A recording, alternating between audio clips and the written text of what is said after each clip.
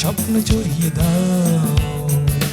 অবুজ কুসুম কলি রঙেতে রাঙিয়ে যদি মমতার রঙে তার রাঙিয়ে নাও। হাত বাড়িয়ে দাও, দু হাত বাড়িয়ে দাও।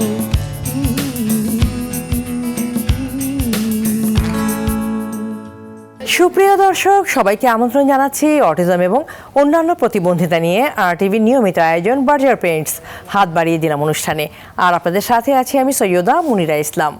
দর্শক, প্রতিবন্ধিতা মানুষের স্বপ্নকে থামিয়ে দেয় না, থামিয়ে দেয় আমাদের সমাজের অদৃশ্য দেয়াল।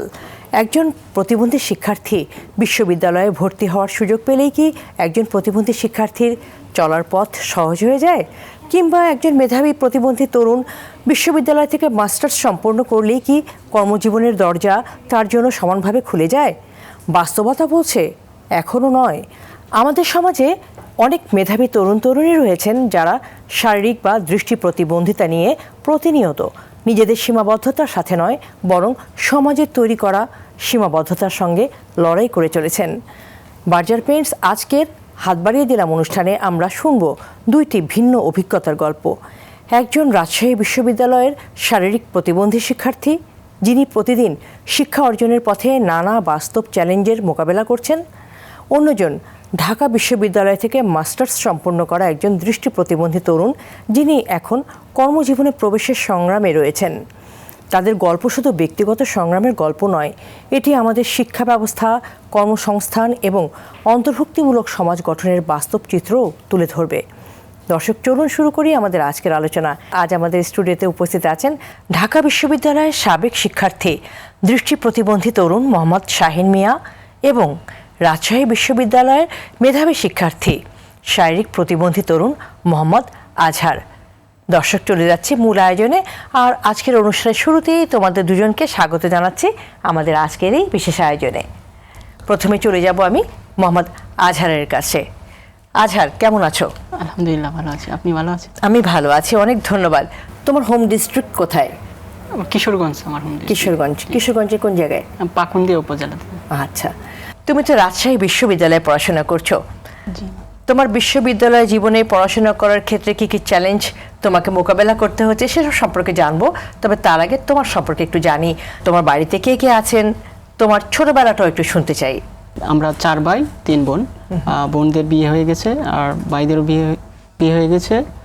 আমি আমার বাবার সাথে বর্তমানে আছি। ও মা? মা 2023 সালে ব্রেন স্ট্রোক করে মারা যায়। ও আচ্ছা। এখন বাড়িতে বলতে গেলে তুমি আর বাবা আর ভাইরা আছেন। ভাইরা আছেন, কিন্তু তোমার তো এখন বেশিরভাগ সময় ক্যাম্পাসে কাটে, কারণ তোমাকে তো হলে থাকতে হয় নিশ্চয়ই। জি। কোন বিষয় নিয়ে পড়াশোনা করছো? আমি ইসলামিক স্টাডিজ ডিপার্টমেন্টে পড়াশোনা করছি। তোমার হাতে সমস্যা আছে, তাই না? আমি দেখতেই পাচ্ছি। এই সমস্যাটা কি তোমার জন্মগত? জি, জন্মগত এটা সমস্যা। মানে বিষয়টা কি একটু বলতে? যদি বিষয়টা, আমার যখন জন্ম হয় তখন আম্মুর কাছ থেকে শোনা যে প্রথম যেই দিন হয় ওই হাতটা একটু অস্বাভাবিক ছিল আর কি, কালো হয়ে গেছিল। তখনকার প্রযুক্তি বা ডাক্তার এরকম ছিল না। উপজেলা পর্যায়ে ডাক্তার কাছে নেওয়া যাওয়ার পরে বললো যে এটা নাকি একটা রোগ, মানে এই রক্ত চলাচলের জন্য যে আমরা রোগ বলে ওইটা হচ্ছে ইয়ে হয়ে গেছে, ডিসকানেক্ট হয়ে গেছে আর কি। ওইটা নাকি পরবর্তী মানে যখন বড় হব তখন ভালো হতে পারে, আবার না হতে পারে আর কি। এটা কি জন্মের সময় হয়েছিল এই ঘটনাটা? হ্যাঁ, জন্মের সময় হয়েছে।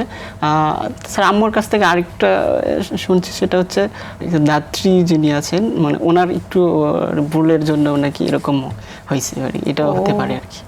এটা তোমার আম্মু বলেছিলেন? হ্যাঁ, বলেছে ওইটা। আচ্ছা, এবং তখন থেকে হাতের এই অবস্থা? জি, আমি যখন থেকে বুঝি আর কি, জ্ঞান হয়েছে, তখন থেকে আমার এই অবস্থা।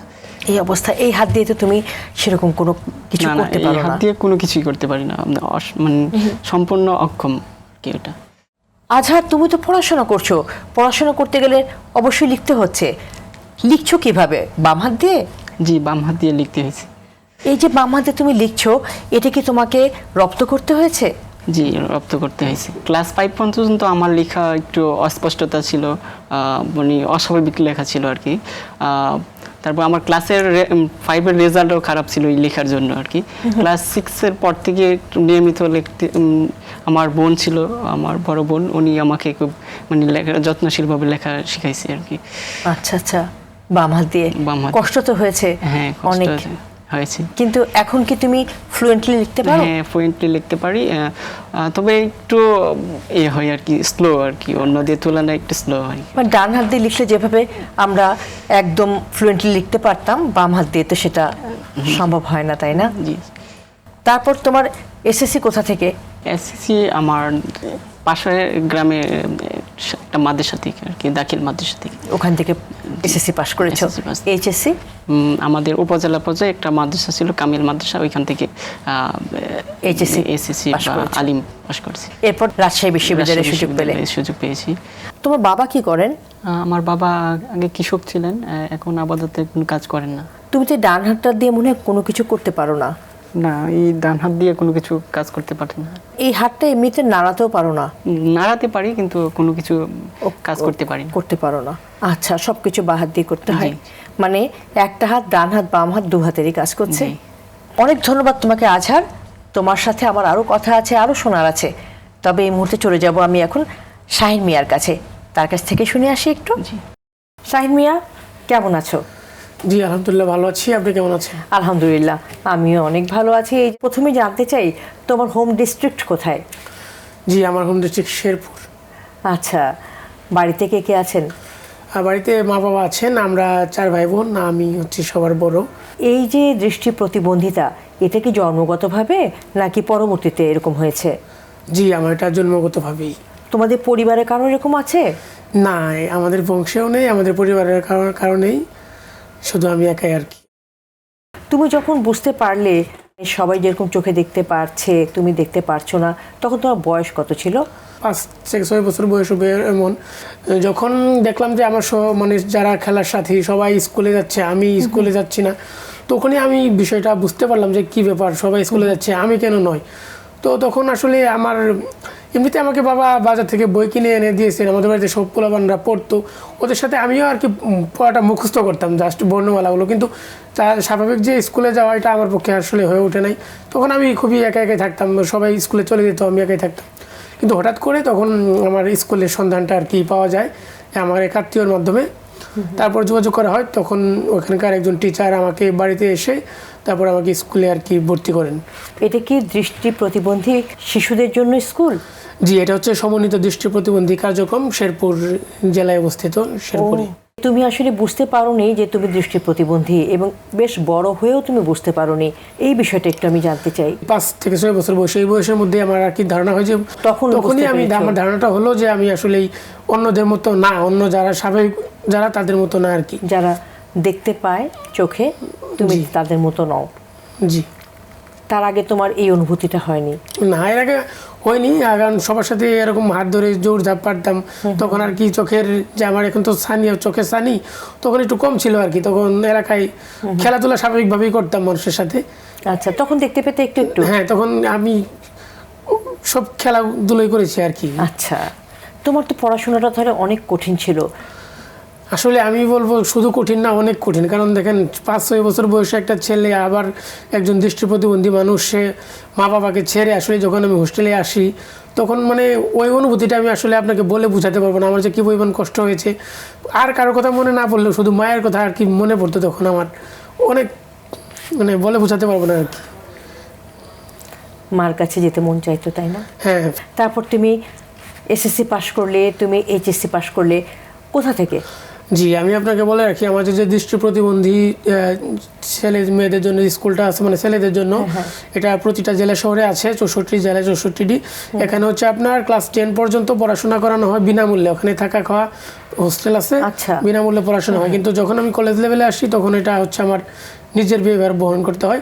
তো আমি স্কুল থেকে এসএসসি পাস করি 2012 সালে। এরপর হচ্ছে আমি শেরপুর সরকারি কলেজ থেকে 14 সালে ইন্টারমিডিয়েট কমপ্লিট করি।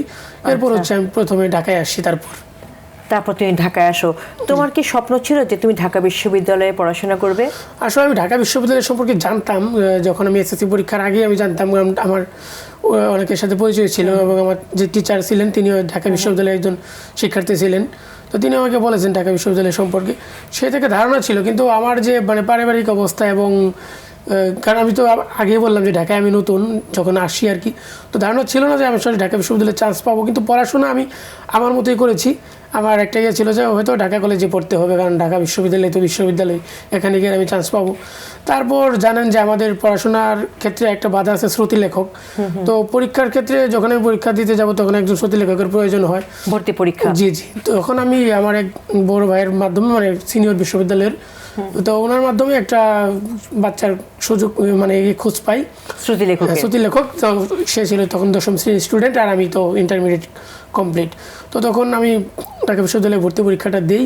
আর বলে রাখি যে আমি অন্য কোনো বিশ্ববিদ্যালয়ের ফর্ম উঠাই নাই, কারণ আমি জানি যে আসলে দূরে যাওয়া আমার পক্ষে সম্ভব না, জাহাঙ্গীরনগর বলেন, চট্টগ্রাম বলেন। তারপরে আমি এটা উঠাই, তারপর পরীক্ষা দিই। এবং কি আপনার ঢাকা বিশ্ববিদ্যালয়ে যখন ভর্তি পরীক্ষা দিই, পরীক্ষার হলেও আমার একটা ঝামেলা হয় যে রাইটার তো অনেক কিছু বুঝে নাই, শ্রুতি লেখক, তো সে আমার ওয়েমারটা ভুল করে ফেলে আর কি। তো মাঝখানে এসে আমাকে বলে যে ভাই আমি তো এরকম ভুল করে ফেলছি। তখন আমি পরীক্ষার হলেই মোটামুটি এক প্রকার কান্নাকাটি শুরু করে দিই। তখন একজন টিচার এগিয়ে আসেন, এসে বলেন যে বাবা কী হয়েছে। তখন আমি বলি যে স্যার আমার এরকম সমস্যা। তো তখন 20 মিনিট হাতে সময় ছিল। তো তখন সে আবার নতুন করে একটা ওয়েমার দেয়, তারপরে আবার নতুন করে গুছিয়ে আবার সম্পূর্ণ করলাম পরীক্ষা। তারপরে অনেক টেনশনে ছিলাম আসলে যে কী হয়। তারপর যখন রেজাল্টটা দেয় তখন আর কি আলহামদুলিল্লাহ দেখি যে পাশ করেছি।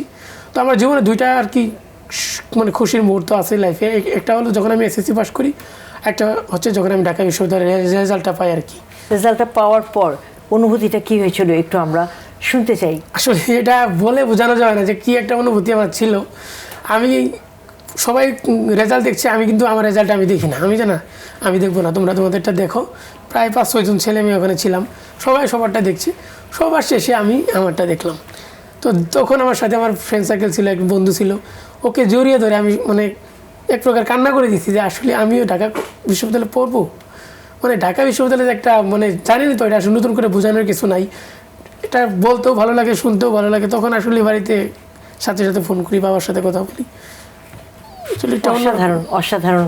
তুমি বলছো, আমি শুনছি, আর আসলেই আমার ভিতরে যে কি আনন্দ হচ্ছে এটা আমিও বলে বোঝাতে পারবো না তোমাকে। কি আজহার, তাই না? তোমরা দুজনেই তো অদম্য সাহসী। তোমাদের যে সীমাবদ্ধতা, সেই সীমাবদ্ধতাকে তোমরা অতিক্রম করে গেছো। অসাধারণ, তোমাদেরকে স্যালুট জানাই প্রথমেই। কারণ তোমরা যে অবস্থানে বর্তমানে আছো, এই অবস্থানে আসাটা মোটেই সহজ ছিল না, এবং তার জন্য কতটা চ্যালেঞ্জ মোকাবেলা করতে হয়েছে তোমাদেরকে সেটাই শুনবো আমরা। এতক্ষণ শাহিন মিয়ারটা শুনলাম, এরপরে আজহার তোমার কাছে আসি, তোমার কথাটাই শুনি যে তুমিও বিশ্ববিদ্যালয়ে পড়াশোনা করছো আজহার, এবং সেটা রাজশাহী বিশ্ববিদ্যালয়ে। সেই জার্নিটা একটু শুনতে চাই। ছোটবেলা থেকে আমার হচ্ছে পড়াশোনার ক্ষেত্রে কিছু প্রতিবন্ধকতা ছিল। সেটা হচ্ছে যখন আমার ফ্রেন্ড সার্কেল সমবয়সীরা স্কুলে যেত, তখন আমি বাসায় থাকতাম, বাসায় বই পড়তাম। কারণ হচ্ছে গ্রামের স্কুলগুলোতে প্রতিবন্ধী বান্ধব কোনো কিছু ছিল না আর কি। সেক্ষেত্রে ফ্যামিলি, বিশেষ করে আম্মু একটু থাকতো আর কি, যে আমার ছেলে ওখানে গিয়ে কি মানে করতে পারবে কিনা। তারপরে যখন ওরা ক্লাস 2-3-তে পড়ে, তখন আমাকে স্কুলে বলতে গেলে এক্সপেরিমেন্ট হিসাবে মানে স্কুলে পাঠাই, ও কি মানে পারবে কি পারবে না। এই জন্য মানে পরে ধীরে ধীরে যখন আমি একটু ভালো করি, তখন আর কি ক্লাস 5-এ পরীক্ষা দিই। একটু বলে রাখি, যখন আমি ক্লাস 3-তে পড়ি তখন আমার এক শিক্ষক ছিলেন, তো উনি সম্ভবত মানে বুঝে নাই আর কি। আমি মানে ক্লাস পরীক্ষা ছিল আর কি, পরীক্ষার সময় আমি বাঁ হাতে একটা মানে খাতাটা নেই আর কি।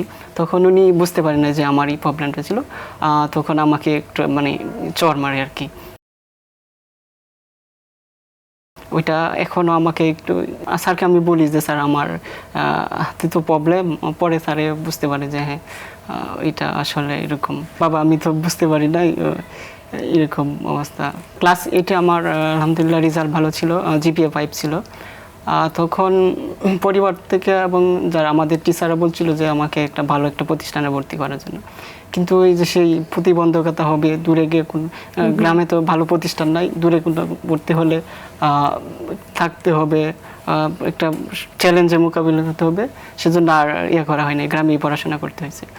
আর হচ্ছে আমি ইন্টারমিডিয়েট পর্যন্ত গ্রামে থেকে মানে বাসা থেকে পড়াশোনা করছি।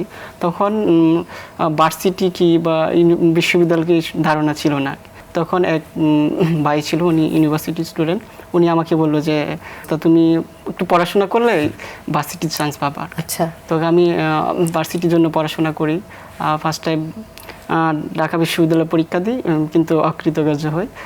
তারপর আমি ন্যাশনালে ভর্তি হয়ে যাই, আমাদের গুরুদয়াল কলেজ কিশোরগঞ্জ, এখানে ইংলিশ সাবজেক্টে। কিন্তু আমার একটা তখন যেহেতু একটু স্বপ্ন দেখছি যে ইউনিভার্সিটিতে পড়বো, তখন পরীক্ষা দিব রাজশাহী বিশ্ববিদ্যালয়ের ফর্ম কিনি, জাহাঙ্গীরনগরে কিনি। আচ্ছা আচ্ছা, তখন রাজশাহী বিশ্ববিদ্যালয়ের পরীক্ষা দিই।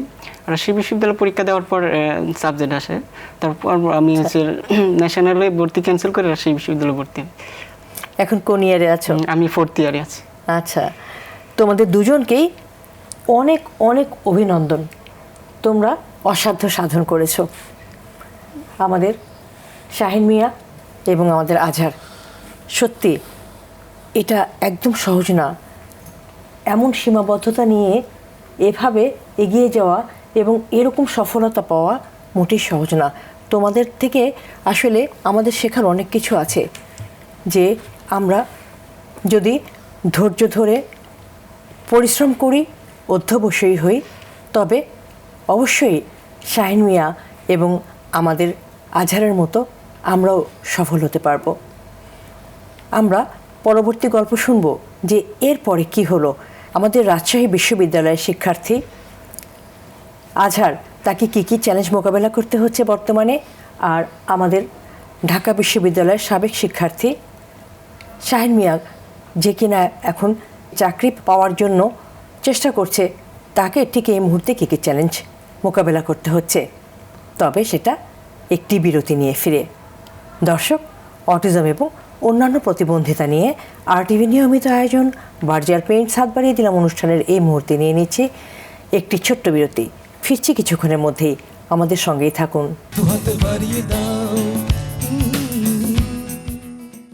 জীবনের স্বপ্ন এমন সব রং শুধু বাংলায় সম্ভব। রাঙিয়ে দাও, রাঙিয়ে নাও, বার্জার। হাত বাড়িয়ে দাও। দর্শক, বিরতি শেষে আবারও সবাইকে আমন্ত্রণ জানাচ্ছি অটিজম এবং অন্যান্য প্রতিবন্ধিতা নিয়ে RTV নিয়মিত আয়োজন বার্জার পেইন্টস হাত বাড়িয়ে দিলাম অনুষ্ঠানে। দর্শক, আবারও ফিরে যাচ্ছি আলোচনায় এবং চলে যাচ্ছি এখন আমি শাহিন মিয়ার কাছে।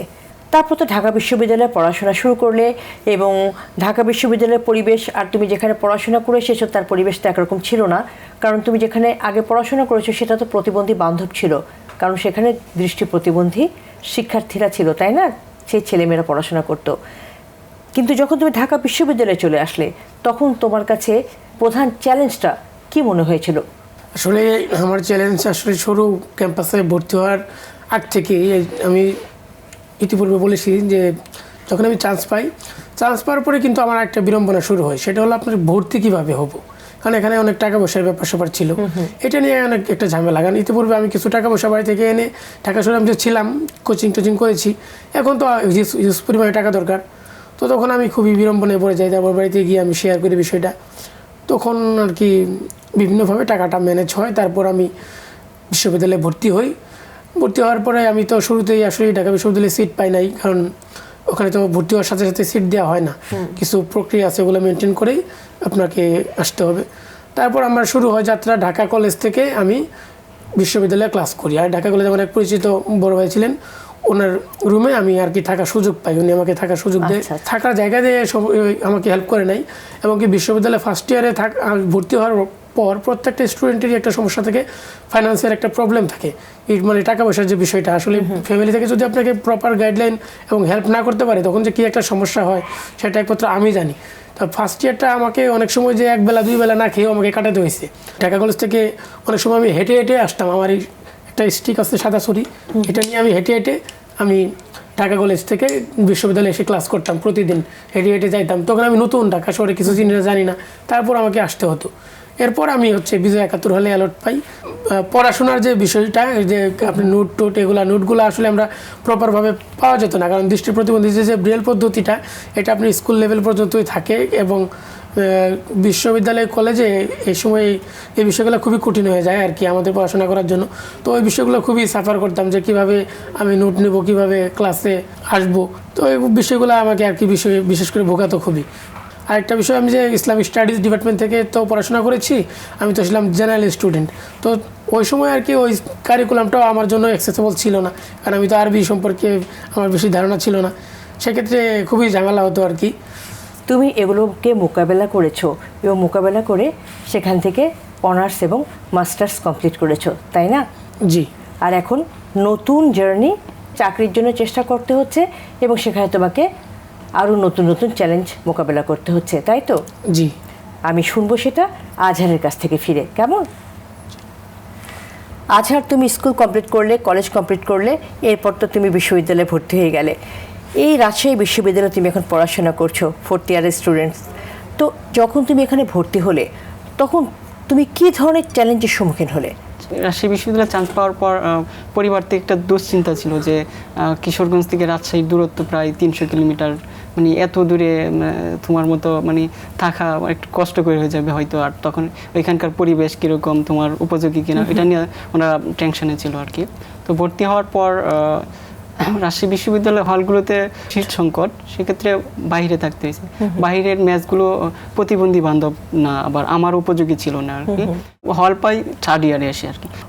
হল পাওয়ার পরেও হলগুলোতে প্রতিবন্ধী ব্যক্তিদের মানে উপযোগী না আর কি, সেখানকার ওয়াশরুম, বাথরুম, সেক্ষেত্রে প্রতিনিয়ত এখন পর্যন্ত সাফার করতে হয়। আমি জানতে চাই যে সেখানে যে তোমার সহপাঠীরা ছিল, তোমার শিক্ষকরা ছিলেন, তারা তোমার সাথে কতটা সৌহার্দ্যপূর্ণ ছিল বা তাদের মন মানসিকতা তোমার প্রতি কেমন ছিল?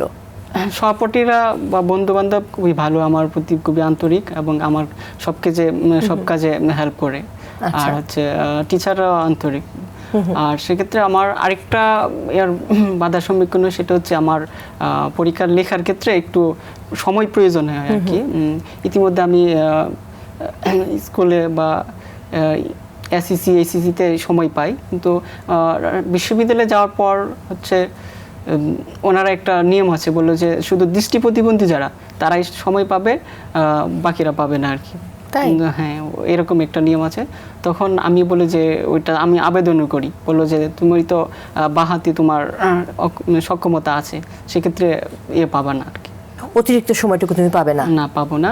সেক্ষেত্রে আমি যখন ফার্স্ট সেমিস্টার দিই আর কি, সেক্ষেত্রে আমি ফুল আনসার করতে পারি নাই। এরকম ওই প্রতি সেমিস্টারেই দেখা গেছে 10 মার্ক 5 মার্ক রেখে আসতে হয়, সময় মানে কাবার দিতে পারি। তুমি ডান হাতে যেভাবে দ্রুত লেখা যায় অতটা দ্রুত তুমি বাঁ হাতে লিখতে পারোনি, সেটা তুমি ওনাদেরকে বোঝাওনি? হ্যাঁ, বুঝেছি। ওনারা বললো যে এটা তো তোমার স্বাভাবিক, মানে তুমি যেহেতু বাঁ হাতে লেখো, এটা তোমার এরকম না যে তোমার 2 হাত অসুবিধা, তোমার হাত তো তোমার বাঁ হাত ঠিক আছে, সেক্ষেত্রে তো একটা স্বাভাবিক বিষয়। তুমি বাম হাতে অনেক স্পিডে লিখতে পারো? হ্যাঁ, ওইটাই। আচ্ছা, সেটা অবশ্যই আমিও দেখতে চাই যে তুমি কত স্পিডে লিখতে পারো। এটা আজকের অনুষ্ঠানে সেটা আমরা দেখব। দর্শক, আমরা তো জেনেই গিয়েছি আজহার বাঁহাতি, মানে সে বাঁহাতে লেখে। চলুন দর্শক দেখে নিই আজহার বাঁহাতে কেমন লেখে।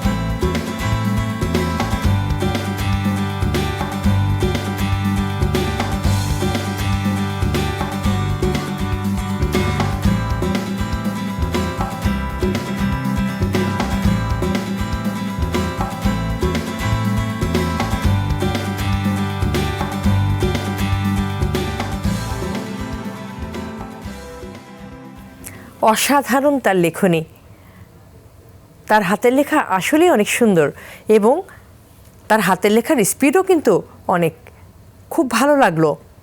আসলে চেষ্টা, পরিশ্রম এবং যদি তার অধ্যাবসে থাকে এবং লক্ষ্যে পৌঁছানোর সেই ইচ্ছাটা থাকে, তবে যে কোনো অসম্ভবই সম্ভব হতে পারে, যেটা আজকে আজহারের এই কাজটি দিয়ে বুঝতে পারলাম। ডান হাতটি কাজ করে না তার, কিন্তু তার জন্য সে থেমে নেই। সে বাম হাতে লেখা প্র্যাকটিস করেছে এবং চমৎকার লিখছে বাম হাত দিয়ে। অসাধারণ। আমাদের আজহার এবং আমাদের শাহিন, তাদের সীমাবদ্ধতা অপরিসীম, কিন্তু এই সীমাবদ্ধতা তাদেরকে আটকে রাখতে পারেনি। প্রতিবন্ধী মানে যে প্রতিভাবন্ধী নয়, আজহার এবং আমাদের শাহিন সেটা প্রমাণ করেছে। তারা সামনে যে লক্ষ্য এবং স্বপ্ন নিয়ে এগিয়ে যাচ্ছে, নিশ্চয়ই তাদের এই প্রচেষ্টায় এবং আমাদের সকলের সহযোগিতায় তারা তাদের সেই লক্ষ্যে পৌঁছতে পারবে, পূরণ করতে পারবে তাদের স্বপ্ন। আমাদের শুভকামনা সবসময় তাদের সাথে থাকবে। তারপর শাহিন, আমি যে হলটিতে থাকতাম সেটা হচ্ছে 11 তলা বিশিষ্ট। আমি ইচ্ছা করেই উপরে সিট নিয়েছিলাম যাতে ওখানে একটু পরিবেশটা ভালো থাকে, কারণ নিচে থাকলে তো অনেক গ্যাদারিং হয়। কিন্তু সেখানে যে প্রবলেমটা হতো যে লিফটে আসলে আপনার লিফট ব্রেল সিস্টেম ছিল, বাট টকিং সিস্টেম ছিল না। অনেক সময় 10 তলায় চলে যেতাম, তখন আবার হেঁটে হেঁটে নামতে হইতো, করতে হইতো। ওই প্রবলেমটা অনেক হইতো আর কি হলে। আজহার, তোমার অভিজ্ঞতার আলোকে বাংলাদেশের বিশ্ববিদ্যালয়গুলোকে আরও অন্তর্ভুক্তিমূলক করতে ঠিক এখনই কোন 3টি পরিবর্তন সবচেয়ে বেশি জরুরি বলে তুমি মনে করো? প্রথমত যেসব অবকাঠামো আছে এগুলো প্রতিবন্ধী বান্ধব করতে হবে। প্রতিবন্ধী বান্ধব শিক্ষা উপকরণ রাখতে হবে। দৃষ্টি প্রতিবন্ধী আছে তাদেরকে অডিও বুক এবং হচ্ছে শ্রুতিলেখক এগুলো কর্তৃপক্ষ ম্যানেজ করতে দিতে হবে। দরিদ্র প্রতিবন্ধী ব্যক্তি আছে তাদের জন্য স্কলারশিপের ব্যবস্থা করতে হবে। প্রত্যেকটা একাডেমিক ভবন বা হলগুলোতে লিফট এবং র্যাম্পের ব্যবস্থা করতে হবে। বিশ্ববিদ্যালয়গুলোতে যারা কর্মকর্তা আছেন তারা প্রতিবন্ধী ব্যক্তিদের প্রতি ফ্রেন্ডলি আচরণ করতে হবে। তার মানে তাদেরকে প্রতিবন্ধী ব্যক্তিদের প্রতি সমমিতাপূর্ণ একটি আচরণ যেন তারা করেন, সেটা তুমি চাও। পাশাপাশি যারা পড়াশোনা শেষ করবে তাদের যাতে কর্মসংস্থান হয় এটার প্রতিও নজর রাখতে হবে। অনেক ধন্যবাদ তোমাকে। শাহিন মিয়া, একই প্রশ্ন তোমার কাছে, যে বিশ্ববিদ্যালয়গুলোতে আমাদের যে প্রতিবন্ধী শিক্ষার্থীরা আছে তাদের জন্য আসলে বিশ্ববিদ্যালয়গুলোতে কী কী সুযোগ সুবিধাটা এই মুহূর্তে তৈরি হওয়া খুবই জরুরি যদি আমরা অন্তর্ভুক্তিমূলক একটি পরিবেশ নিশ্চিত করতে চাই? বিশ্ববিদ্যালয়গুলোতে বর্তমানে এখন যে অবস্থায় আছে এগুলো আসলে প্রতিবন্ধী বান্ধব নয়। প্রথম যেটা বলবো যে উনিও বলেছেন আসলে একই ধরনের বিষয়গুলো আমরা ফেস করি। তো প্রথম হলো অবকাঠামোর যে বিষয়গুলো থাকে, উনি লিফট র্যাম্পের কথা বলেছেন, এগুলো ক্লাসরুমেও থাকা, মানে ক্লাস যেখানে ক্লাস হবে এবং যে হলে আমরা থাকবো সেখানে। এছাড়া হচ্ছে যে ওয়াশরুমের যে বিষয়গুলো থাকে, যারা হুইল চেয়ার পারসন তাদের জন্য কিন্তু এটা খুবই একটা প্রবলেমের বিষয়। এই জন্য এই বিষয়গুলো কিন্তু আমাদের মানে অবকাঠামোর ক্ষেত্রে নজর রাখতে হবে, যেন অনেক ওয়াশরুমগুলোর ভিতরে যেন অনেক স্পেস থাকে, হুইল চেয়ার নিয়ে যেন আসা যাওয়া করা যায় এরকম। আর আপনার যারা দৃষ্টি প্রতিবন্ধী স্টুডেন্ট আছেন তাদের জন্য যেন ব্রেল ব্লক যেটা টেকটাইল সেটার ব্যবস্থা যদি হলের ভিতরে করা হয় এবং কি ক্লাসরুমে যে বাইরে যে ইয়েগুলো আছে সেখানে, তাহলে কিন্তু আমাদের জন্য চলাচলের জন্য খুবই সুযোগ সুবিধা হবে। এছাড়া শ্রুতিলেখকের যে প্রবলেমটা আমরা নিজেরাই যেন চুজ করে নিতে পারি, আর বিশ্ববিদ্যালয় যেন এটাকে ভেরিফাই করে দেন, কিন্তু নেওয়ার ক্ষমতাটা যেন আমাদের হাতেই থাকে। বইপত্রের যে বিষয়টা, অডিও বুক, এর পাশাপাশি যারা লো ভিশন আছেন, ক্ষীণ দৃষ্টি, তাদের ক্ষেত্রেও যেন ক্লাসের যেন বিশেষ সুযোগ সুবিধা রাখা হয় আর কি। তুমি মাস্টার্স কমপ্লিট করেছো কবে? আমি 2019 সালে আমার মাস্টার্স কমপ্লিট হয়েছে। তারপর থেকে চেষ্টা চলছে চাকরির, তাই তো? জি। চাকরি খোঁজার এই যাত্রায় তোমাকে কি কি চ্যালেঞ্জ মোকাবেলা করতে হচ্ছে সেই বিষয়গুলো জানবো একটি বিরতি নিয়ে ফিরে।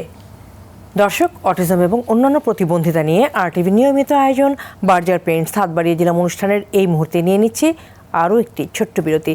ফিরছি কিছুক্ষণের মধ্যেই, আমাদের সঙ্গেই থাকুন। জীবনের স্বপ্ন এমন সব রং শুধু বাংলায় সম্ভব। রাঙিয়ে দাও, রাঙিয়ে নাও, বার্জার।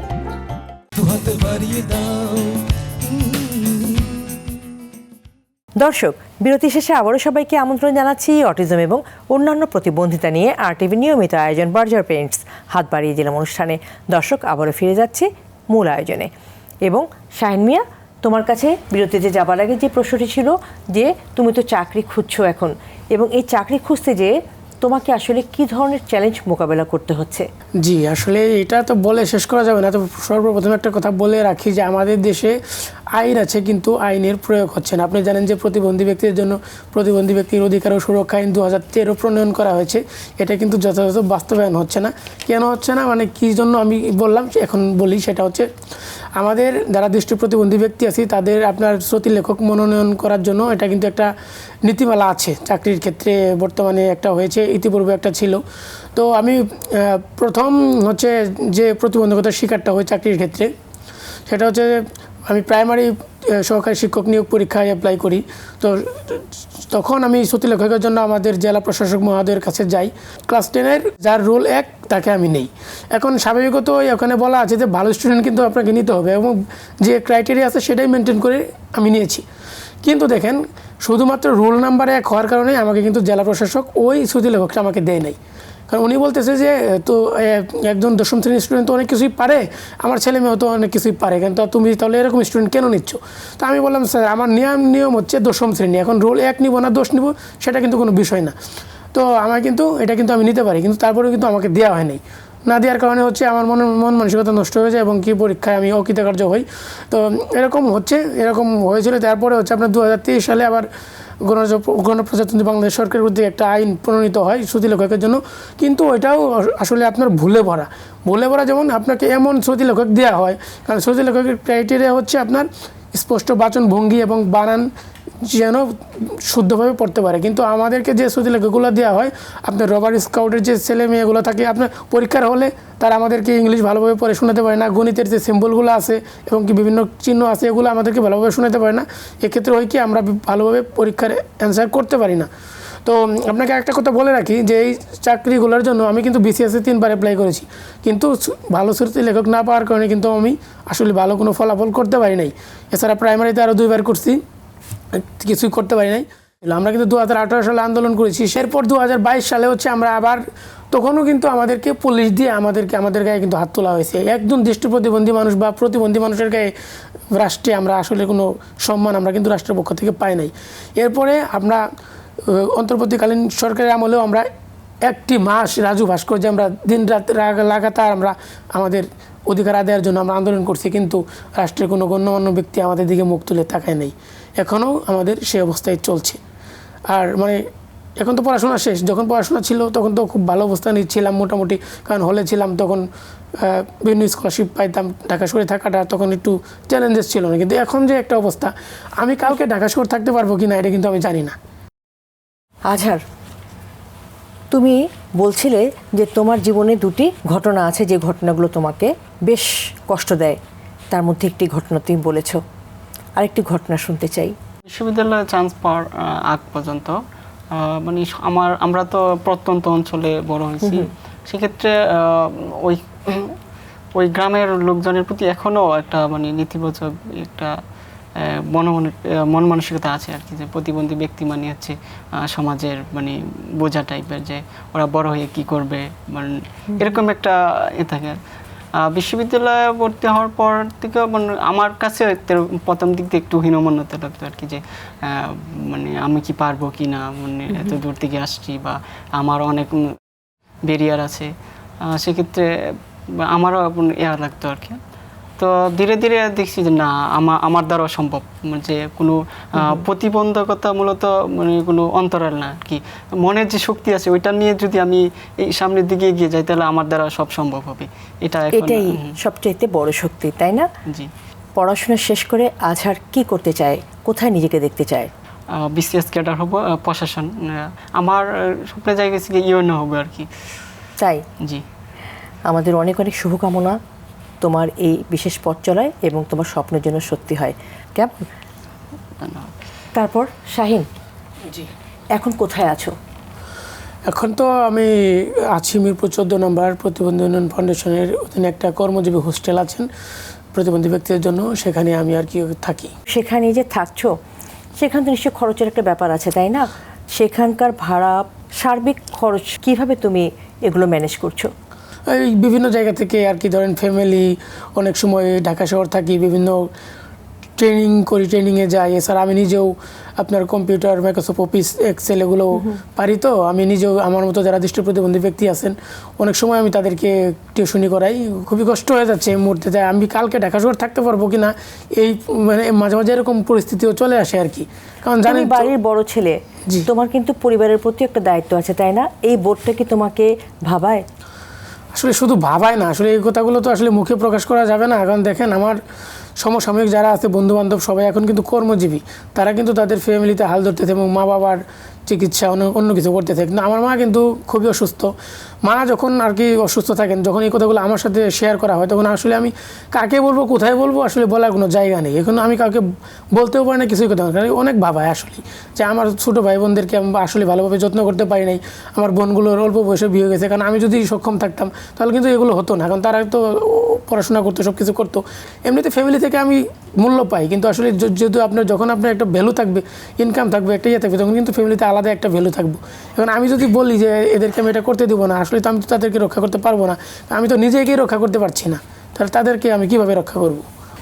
শাহিন, চাকরির আবেদন, লিখিত পরীক্ষা কিংবা সাক্ষাৎকার, এই পুরো প্রক্রিয়ায় কোন পরিবর্তনগুলো হলে দৃষ্টি প্রতিবন্ধী চাকরি প্রার্থীরা সমান সুযোগ পেতে পারে? প্রথম কথা হচ্ছে যে সমাজের দৃষ্টিভঙ্গি পাল্টাইতে হবে। এখন অনেকেই দৃষ্টি প্রতিবন্ধী বা অন্যান্য প্রতিবন্ধী মানুষদেরকে অন্যভাবে দেখেন যে এরাও কর্মক্ষেত্রে যাবে, এটা অনেকেই আসলে মেনে নিতে পারেন না। এবং কি আরেকটা হচ্ছে যে রাষ্ট্রের সদিচ্ছা থাকতে হবে, যে রাষ্ট্রকে আসলে মূলত দায়িত্বটা নিতে হবে, যে প্রতিবন্ধী সমাজের যে দায়িত্বটা, এটা রাষ্ট্র এবং এছাড়া রাষ্ট্রের যে অন্যান্য শেয়ার হোল্ডার যারা আছেন বেসরকারি পর্যায়ে, যারা আপনার গণ্যমান্য ব্যক্তিবর্গ, সবাইকে আসলে এগিয়ে আসলেই আসলেই প্রতিবন্ধী মানুষের উন্নয়ন দেশে হবে। অনেক ধন্যবাদ তোমাকে। আজহার, তোমারও স্বপ্ন তুমি চাকরি করবে, সেক্ষেত্রে প্রতিবন্ধী যারা চাকরির প্রত্যাশী আছে তাদের জন্য কি কি চ্যালেঞ্জ রয়েছে যেটা কিনা আসলেই দূর হয়ে যাওয়া দরকার? যারা প্রতিবন্ধী ব্যক্তি আছেন, যারা চাকরি প্রত্যাশী, তারা যদিও তাদের অদম্য ইচ্ছে আছে, কিন্তু বাস্তবতা হলো যারা সুস্থ স্বাভাবিক আছে তাদের থেকে কিছুটা হলো একটু ইয়ে আছে আর কি, পিছিয়ে আছে। সেক্ষেত্রে তাদের জন্য আলাদা কিছু সরকার পক্ষ থেকে ভাবতে হবে, যে তারা যাতে সমাজের মূলধারায় আসতে পারে, সেক্ষেত্রে সরকারের পক্ষ থেকে আলাদা ভাবতে হবে। আজহার, তুমি যদি বাংলাদেশের নীতি নির্ধারকদের সামনে 1 মিনিট কথা বলার সুযোগ পাও, তাহলে প্রতিবন্ধী শিক্ষার্থী ও চাকরি প্রার্থীদের জন্য সবচেয়ে জরুরি কোন একটি পরিবর্তনের দাবি জানাবে? যারা প্রতিবন্ধী ব্যক্তি আছে বা প্রতিবন্ধী শিক্ষার্থী আছে, তাদের যাতে মানে পড়াশোনার পর যাতে একটা কর্মসংস্থান, ভালো একটা কর্মসংস্থান হয়, এটা ওনাদের জায়গা থেকে নিশ্চিত করতে হবে। এবং হচ্ছে বর্তমানে হচ্ছে প্রযুক্তির যুগ, যাতে করে প্রযুক্তির প্রত্যেকটা সেক্টরে যাতে অভিজ্ঞ হয় সেই প্রশিক্ষণ দিতে হবে। প্রযুক্তির উপরে যেন একটা প্রশিক্ষণের ব্যবস্থা নিশ্চিত করে, তাই তো? অনেক ধন্যবাদ তোমাকে। শাহিন, তোমার কাছে ওই একই প্রশ্ন। তুমি যদি দেশের নীতি নির্ধারকদের সামনে 1 মিনিট কথা বলার সুযোগ পাও, তাহলে প্রতিবন্ধী শিক্ষার্থী ও চাকরি প্রার্থীদের জন্য সবচেয়ে জরুরি কোন একটি পরিবর্তনের দাবি জানাবে? প্রথমত যদি কোনো নীতি নির্ধারককে আমি পাই, আমি ওনার কাছে আমার প্রথমে একটা রিকোয়েস্ট থাকবে যে যেহেতু পড়াশোনা করেছি, গ্র্যাজুয়েশন কমপ্লিট করেছি, আমার মতো যারা আছেন তাদেরকে সম্মানজনক যেন একটা পেশার ব্যবস্থা করে দেওয়া হয়। আর একটা হচ্ছে যে বর্তমানে যে বিদ্যমান যে চাকরির বয়সটা আছে, এখন স্বাভাবিক মানুষের বয়স আর আমাদের বয়স কিন্তু একই আছে না। আমি বলবো যে এটা যেন পরিবর্তন করা হয় খুব তাড়াতাড়ি। একটা বলবো যে প্রতিবন্ধী ব্যক্তিদের জন্য, যারা চাকরিজীবী আছেন তাদের জন্য যেন একটা বিশেষ সার্কুলার দেওয়া হয়, যেটার মাধ্যমে আমরা এখন যারা বেকার আছি আমরা যেন নিয়োগ পাই। এটা যেন এই প্রক্রিয়া যেন প্রতি বছর অন্ততপক্ষে 1 বছর 2 বছর পর পর এটা যেন করা হয়। এছাড়া বিভিন্ন চাকরি পরীক্ষায় যেন পাশ করলেই যেন একটা পাস নাম্বার যেন নির্ধারণ করা হয়, ন্যূনতম 40 অথবা 30, যেন ওই পাস নাম্বারে আমরা পাশ করলেই যেন আমাদেরকে ভাইভাতে ডাকা হয়। এরকম একটা পরিবর্তন আমি চাই। আমরা আজকের অনুষ্ঠানের একেবারে শেষ প্রান্তে চলে এসেছি। তো আজকের অনুষ্ঠানের মধ্যে দিয়ে শাহিন, তুমি সমাজকে এবং তোমার মতো প্রতিবন্ধী এরকম চাকরি প্রত্যাশী যারা আছে, শিক্ষার্থী যারা আছে, তাদের জন্য তুমি কি মেসেজ দিতে চাও? আমি আসলে সমাজে যে মেসেজটা দিতে চাই যে আমরা যে প্রতিবন্ধকতার মাধ্যমে যে পার করছি যে সময়গুলো, এই সময়গুলো আসলে একদিন হয়তো রাষ্ট্র এবং সমাজ যদি আমাদের প্রতি দায়িত্বশীল হয়, তাহলে একদিন এগুলো অবশ্যই সমাধান হবে। আর একটা কথা বলবো যে যারা শিক্ষার্থী আছেন আপনাদেরকে বলবো যে নিজেদেরকে মানে ও সময়ের উপযোগী হিসেবে মানে গড়ে তোলেন, যেন আপনি পিছিয়ে না থাকেন। আসলে প্রতিবন্ধকতা আমাদের আসবে, আমরা যেহেতু প্রতিবন্ধী মানুষ, তো এর জন্য আমরা আসলেই মানুষের কথায় কান না দিয়ে আমাদের আসলে এই সফলতার দিকেই এগিয়ে যেতে হবে। তো আমি আবারও বলছি যে রাষ্ট্রের যারা গণ্যমান্য ব্যক্তি আছেন এবং নীতি নির্ধারক আছেন, আপনাদের কাছে বলতে চাই যে প্রতিবন্ধী ব্যক্তিরা আপনাদেরই ভাই, আপনাদেরই বোন। আমাদের জন্য আপনারা মানে করেন, কর্মসংস্থানের ব্যবস্থা করেন এবং আমাদের দিকে আপনারা সহানুভূতির হাত বাড়িয়ে দেন। আসলেই পড়াশোনা করার পর মানুষের যে সিচুয়েশন, একজন মূর্খ ব্যক্তি একজন শিক্ষিত ব্যক্তির মনের যে কষ্টটা, সেটা আর কি আপনি বোঝাতে পারবো না। কারণ এখন না পারছি কারো কাছে কিছু চাইতে, না পারছি আসলে মরে যেতে, এমন একটা সিচুয়েশনের মধ্যে আছি এখন। এই জন্যই চাই সবাই যদি সহমর্মিতার হাতটি বাড়িয়ে দেয় আমাদের পক্ষে, তাহলে আমরা নিশ্চয়ই অনেক ভালো কিছু করতে পারবো, আমরা আমাদের সফলতার চূড়ায় পৌঁছাতে পারবো এবং দেশের উন্নয়নে অবদান রাখতে পারবো। অনেক ধন্যবাদ শাহিন তোমাকে। এবার আজহার, আজকের এই অনুষ্ঠানের মধ্যে দিয়ে তুমি সমাজ, রাষ্ট্র এবং প্রতিবন্ধী যে শিক্ষার্থীরা রয়েছে বা যে মানুষগুলো রয়েছে তাদেরকে কি বলতে চাও? প্রতিবন্ধকতা আসলে কোনো অক্ষমতা নয়, সঠিক সহযোগিতা, অন্তর্ভুক্তিমূলক পরিবেশ পেলে প্রত্যেক মানুষ তার যে স্বপ্ন আছে স্বপ্ন বাস্তবায়ন করতে সক্ষম হবে। তাই আসুন আমরা একটা বৈষম্যহীন সমতার ভিত্তিতে একটা সমাজ গড়ি এবং যারা নীতি নির্ধারক আছে তারা যাতে প্রতিবন্ধী ব্যক্তিদের প্রতি বিশেষ সুদৃষ্টি রাখে, এইটাই আমার প্রত্যাশা। অনেক চমৎকার বলেছ। আসলে আজকে আজহার এবং শাহিন, তোমরা শুধু নিজেদের গল্প শোনাওনি, বাংলাদেশের হাজার হাজার প্রতিবন্ধী শিক্ষার্থী যারা আছে, চাকরি প্রত্যাশী যারা আছে, তাদের কণ্ঠস্বর হয়ে কথা বলেছ। তোমাদের এই অধ্যাবসায়, ধৈর্য, পরিশ্রম এবং স্বপ্ন আমাদের সবাইকে অনুপ্রাণিত করুক। তোমাদেরকে অনেক অনেক ধন্যবাদ। তোমাদের সামনের দিনগুলো সুন্দর হোক, তোমাদের স্বপ্নগুলো পূরণ হোক, সেই প্রত্যাশা আমাদের সবসময় থাকবে এবং অনেক অনেক শুভকামনা তোমাদের এই বিশেষ পথ চলায়। দর্শক, আজকের আলোচনায় আমরা দুটি ভিন্ন জীবনের গল্প শুনলাম, কিন্তু তাদের বার্তা ছিল একটাই: সুযোগ পেলে শুধুমাত্র প্রতিবন্ধী মানুষ নয়, যে কোনো মানুষই নিজের সামর্থ্যের সর্বোচ্চটা দেখাতে পারে।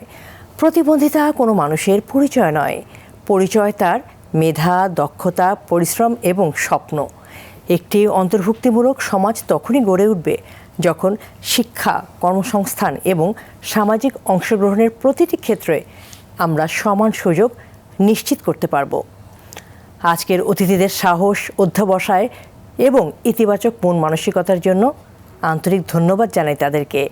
তাদের অভিজ্ঞতা আমাদের শুধু অনুপ্রাণিতই করবে না, আমাদের দায়িত্ব সম্পর্কেও নতুন করে ভাবতে শেখাবে। দর্শক, তাদের প্রতি অনেক অনেক শুভেচ্ছা জানিয়ে তাদের এই বিশেষ পথ চলার প্রতি অনেক অনেক শুভকামনা জানিয়ে আজকের মতো এখানেই শেষ করছি। অটিজম এবং অন্যান্য প্রতিবন্ধিতা নিয়ে RTVর নিয়মিত আয়োজন বার্জার পেইন্টস হাত বাড়িয়ে দিলাম অনুষ্ঠান। দেখা হবে আগামী পর্বে। সেই পর্যন্ত সবাই ভালো থাকুন, সুস্থ থাকুন, RTVর সঙ্গেই থাকুন। স্বপ্ন জড়িয়ে দাও অবুঝ কুসুম কলি রঙেতে রাঙিয়ে, যদি মমতার রঙে তার রাঙিয়ে নাও। হাত বাড়িয়ে দাও, দু হাত বাড়িয়ে দাও।